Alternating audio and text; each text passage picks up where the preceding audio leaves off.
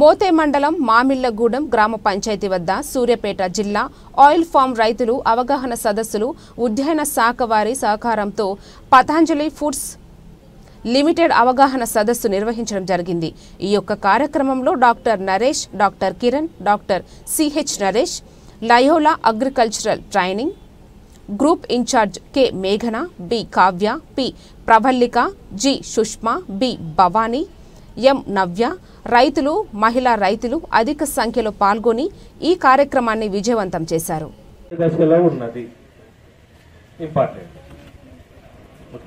వరి పెట్టిన రోజులైంది, నాటేసిన రోజులైంది కాదు, కలుపు ఏ దశలో ఉన్నది, ఓకేనా?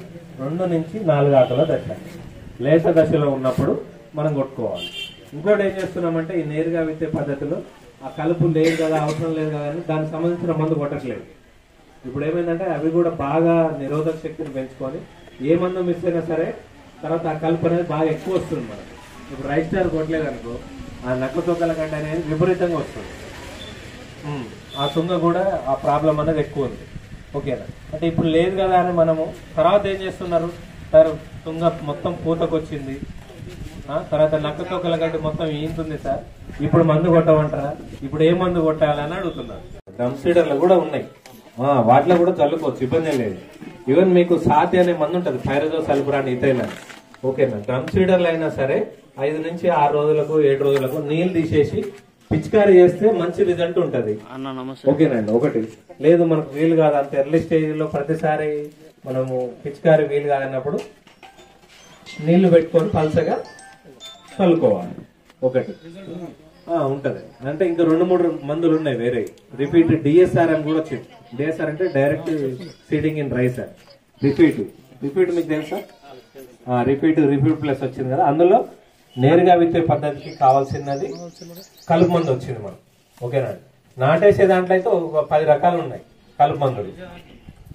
అంటే ఏ పద్ధతి అయినా సరే మనం రెండిట్లలో అట్లా వేసుకున్నప్పుడు ఏమైందంటే చాలా వరకు కలుపు అనేది కంట్రోల్ అవుతుంది, ఓకేనా?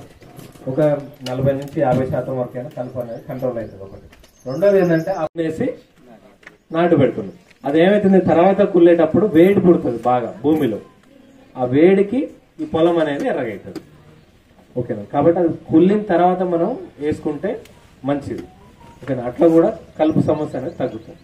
ఇంకొకటి ఏంటంటే మనం సరే వడ్లు వెదజల్లుతామా, డ్రమ్ సీడరా వెదజల్లుతామా, లేకపోతే నాటేస్తామా, నాటేసిన తర్వాత ఒక 2 నుంచి 3 రోజుల లోపు చల్ల కలుపు మందులు ఉన్నాయి మనకి, ఎవరన్నా చల్లుతున్నారా? ఎందుకంటే ఏమైతుంది మనకు ఈ మంచి కలుపు మందులు ఇప్పుడు మార్కెట్ లో ఈ వివాయ కావచ్చు, కౌన్సిల్ యాక్ట్, బసాగ్రాను, రైస్ స్టార్ ఇట్లా వచ్చినాక అందరు ఏం చేస్తారు, ఎట్లాగా కొట్టేది ఉంది కదా ముందు చల్లడం ఎందుకంటే దానికోసమే మనకు ఆయిల్ ఫామ్ ఎంకరేజ్ చేయడం జరుగుతుంది। సో దీని గురించి మనకు ఏం చేశారంటే సైంటిస్ట్ టీంలను ఏర్పాటు చేసి తెలంగాణ మొత్తం సర్వే చేయించారు। ఏమని, రైతులకు ఉన్న ప్రధాన సమస్యలు అందులో మీరు అన్నట్టుగా ఫస్ట్ వచ్చింది లేబర్ సమస్య।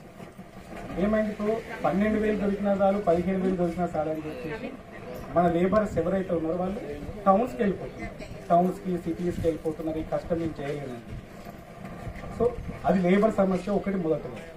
రెండో సమస్య వచ్చేసి కోతుల సమస్య। పంట మార్పిడి చేద్దాము అని చెప్పేసి అనుకునే రోజు నాకు వరి వేయడమే వస్తుంది, లేనా నాకు ఇంట్రెస్ట్ ఉంది, నేను కూరగాయల సాగు చేస్తా, లేకపోతే వేరే సాగు పండ్ల సాగు చేస్తా అని చెప్పేసి అంటే కోతుల సాగు। ఈ రెండింటిని అధిగమించి కూడా చేద్దామని చెప్పేసి అంటే వాతావరణ మార్పుల సమస్య। ఈ 3 ప్రధాన సమస్యలు మన తెలంగాణలో గుర్తించారు। సో వాటిని ఓవర్కమ్ చేయాలి అని చెప్పేసి అంటే